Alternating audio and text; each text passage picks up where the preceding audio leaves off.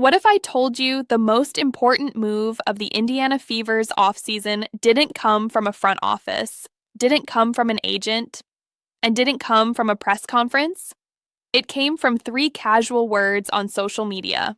And those words may have just altered the Fever's entire championship timeline. Because when Caitlin Clark typed "time to run it back," this wasn't optimism. This wasn't nostalgia. This was leverage. At a moment when the WNBA is frozen, free agency locked, CBA negotiations stuck in neutral, and the future of rosters hanging in the balance. That comment landed like a flare shot into the night sky. Then Sophie Cunningham responded. Playful, flirty, funny, everyone laughed. But here's what most fans missed in the joke. This was public recruiting. Caitlin Clark didn't text her. She didn't DM her. She didn't whisper it behind the scenes. She said it where the entire basketball world could see. And that timing? That's everything. Because Sophie Cunningham isn't just any free agent. She's a free agent at the worst and most powerful moment possible. Her contract is expired. She can sign anywhere. Once the league untangles the CBA mess, and right now, nobody knows when that will happen, which means every signal matters, every public comment becomes strategy, and Caitlin Clark just made her position crystal clear. She wants Sophie back. Why does that matter? Because Indiana is about to be forced into a decision they cannot undo. Expansion is coming. Portland, Toronto, new teams mean new drafts.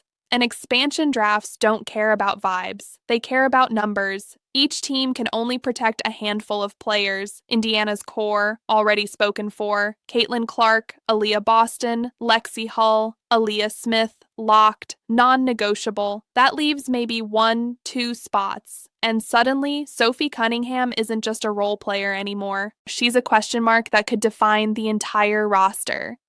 Here's what makes this dangerous. Sophie was in Indiana for one season, 1 year.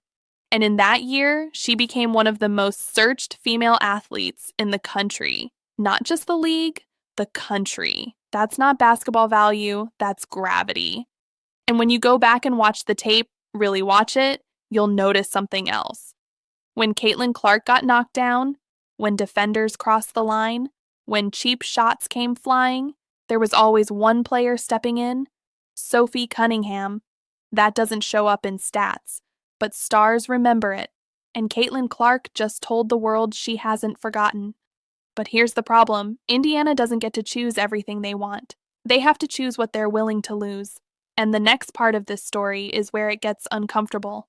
Because now, the Fever are staring at a decision that pits basketball logic against business reality. Here's where this turns into a chess match. Because Indiana isn't just building a roster anymore. They're protecting a window, a championship window that opened faster than anyone expected. Caitlin Clark didn't just bring points. She brought cameras, sponsors, national broadcasts, a spotlight this franchise has never lived under before. And once that spotlight hits, every decision changes. That's why Sophie Cunningham suddenly matters more than she ever has. Because on paper, this shouldn't even be a debate. Kelsey Mitchell is the better scorer. 17 a night. Proven, reliable. If this were purely basketball math, you protect Mitchell and move on. But the modern WNBA doesn't operate on box scores alone anymore. It operates on attention. Here's the uncomfortable truth front offices don't say out loud. The league's new TV deal didn't happen because of parity. It didn't happen because of beautiful motion offense. It happened because Caitlin Clark broke the algorithm, ratings spiked, arenas sold out, casual fans tuned in for the first time. And Sophie Cunningham became part of that story. She wasn't just a teammate, she was a shield. Every time Caitlin got knocked down, Sophie was there. Every time emotions flared, she absorbed the heat. That chemistry, you can't draft it. You can't simulate it. And Caitlin knows that. That's why she didn't wait for negotiations to reopen. She didn't wait for the front office to speak first. She used the only tool she has right now, visibility. Because while free agency is frozen, influence isn't. And the Fever's front office felt that comment immediately. Fans did too. The reaction wasn't subtle. Bring her back. Protect Sophie. You can't lose that. But expansion drafts don't care about fan sentiment. They force brutal math. Protect too many scores? You lose your enforcer, protect the glue, you risk losing elite offense. And here's where things get even messier. Sophie Cunningham knows all of this. She's spoken publicly about how powerless free agents feel during this CBA standoff. No control, no timeline, just waiting. Which means that reply to Caitlin's comment. It wasn't just playful, it was acknowledgement, a signal, because Sophie didn't shut it down. She didn't deflect. She didn't say, "We'll see." She leaned in, and that tells us something important. This reunion isn't hypothetical. It's being discussed, publicly, strategically. But here's the cliff. Indiana doesn't get unlimited protection slots, and the moment they choose Sophie, someone else becomes exposed, a player another team would happily take. And that's where the Fever could lose far more than they gain. Because the next part of this puzzle isn't about who Caitlin wants, it's about who Indiana can afford to keep. This is where front offices lose sleep, because expansion drafts don't punish bad teams, they punish successful ones. Indiana finally built something real, momentum, identity, a core fans believe in, and now they're being asked to expose pieces of it. Here's the brutal reality. You can protect stars, you can protect youth, but you can't protect everything. So every name left unprotected becomes a gamble. And Sophie Cunningham sits right in the danger zone. Why? Because expansion teams don't think like contenders. They think like builders. They want players who bring toughness, visibility, instant culture.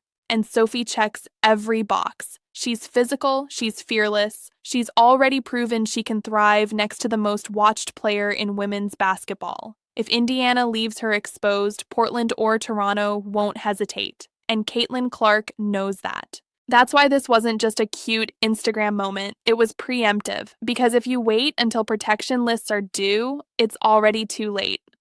Now let's talk about the elephant in the room, money. The WNBA is in a financial transition period, revenue sharing, salary cap uncertainty, a frozen market.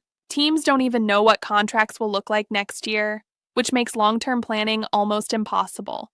But stars don't stop thinking just because the system pauses. Caitlin Clark is already thinking 2 steps ahead. She's thinking about who she trusts on the floor, who has her back when things get ugly, who doesn't flinch when the spotlight turns hostile. That's not sentimental, that's survival. And here's where traditional basketball logic starts breaking down. Because if you lose Sophie, you don't just lose a role player, you lose a message. You tell your star, "We hear you, but we chose differently." That matters. Stars remember that. At the same time, if you protect Sophie, you might lose a scorer, or a young piece, or someone the coaching staff believes in long term. There is no clean outcome. That's why this decision could define the Fever's next 5 years. Because chemistry windows are fragile. You don't get many chances to build one around a generational player, and Caitlin Clark is making it clear she values more than just points per game. She values protection, stability, familiarity, and she's willing to say it out loud. But here's the twist. The Fever don't actually have to decide yet. Not officially, which means this story is still unfolding. And the longer the CBA drags on, the louder these unofficial signals become, because when players can't negotiate with contracts, they negotiate with pressure, and Caitlin Clark just applied some.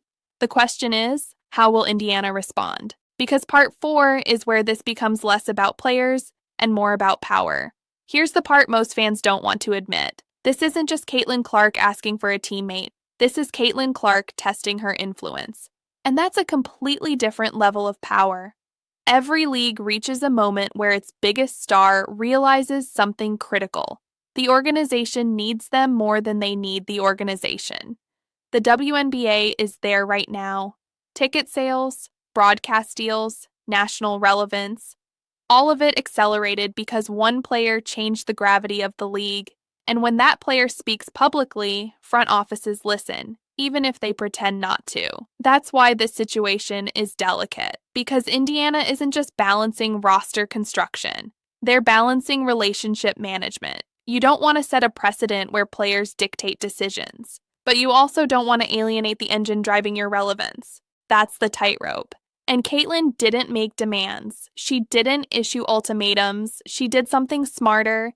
She framed it as chemistry, as continuity, as running it back, which puts the front office in a bind. If they ignore it, it looks dismissive. If they comply, it looks reactive. And expansion drafts amplify everything. Because losing a player you wanted to keep feels different than losing one your star publicly vouched for. Now add one more layer: the CBA freeze. Normally, these conversations would happen quietly, through agents, behind closed doors. But with free agency frozen, everything spills into public space. Social media becomes the negotiation table, fans become pressure points, and every comment becomes a headline. That's why Sophie Cunningham's response matters so much. She didn't downplay it. She didn't say, haha, maybe. She played along, which tells us something. She wants Indiana. She wants Caitlyn's. She wants this situation to stay visible because visibility equals leverage. And here's the dangerous part for Indiana. If they don't protect Sophie and she gets taken in the expansion draft, that's not just a roster loss, that's a PR nightmare. The story writes itself. Fever lose Caitlin Clark's preferred teammate. Star asked. Front office declined. Expansion team capitalizes. Fair or not, perception sticks. And in a league fighting for momentum, perception is currency. But protecting Sophie comes at a cost. It means exposing someone else, someone valuable, someone another team will happily claim. So Indiana is trapped between two bad options: disappoint their star or weaken their depth. And that's why this is bigger than one Instagram comment. It's a stress test of leadership, of priorities, of how modern WNBA teams operate in the era of superstar gravity. And the final piece of this puzzle? It's not about what Indiana should do, it's about what they will do when forced to choose. Because part 5 is where we ask the hardest question of all. What does running it back actually cost? So now we arrive at the moment nobody can avoid, because run it back sounds simple, until you price it out. Indiana is standing at a crossroads every rising franchise eventually hits. Do you build strictly by basketball logic, or do you build around the reality of who your star is and what she needs to win? Caitlin Clark isn't just a scorer, she's a force multiplier. She brings attention to whoever shares the floor with her. She elevates teammates into national conversations. She turns role players into storylines. Sophie Cunningham is living proof of that. One season, one role, and suddenly she's one of the most visible names in women's sports. That doesn't happen by accident. It happens because chemistry met opportunity. Now, Indiana has to decide if they believe that chemistry is replaceable. On paper, maybe. In reality, rarely. Because here's the truth, front offices hate confronting. Stars don't just want talent around them. They want trust. They want to know that when things get ugly, and they always do, someone will step in without hesitation. Caitlin found that in Sophie, and she said it without saying it, publicly. If Indiana protects Sophie, they send a message. We value what you value. We're building with you, not just around you. If they don't, they risk fracturing something invisible but essential. That doesn't mean Caitlin leaves. That doesn't mean disaster overnight. But it plants a seed, and seeds grow. Now add one final variable. The WNBA is entering a new era. More money, more eyeballs, more pressure. Teams that understand entertainment value and basketball value will thrive. Teams that ignore one for the other will fall behind. This decision will tell us which direction Indiana is leaning, and that's why those 3 words mattered. Time to run it back. Not a joke, not a throwaway line, a test of loyalty, of vision, of whether this front office understands the moment they're in. Sophie Cunningham hasn't signed anything yet, the CBA isn't resolved, the expansion draft hasn't happened, but the signal has been sent. And now the ball is in Indiana's hands. Whatever they do next will define the Fever's 2026 season before a single game is played.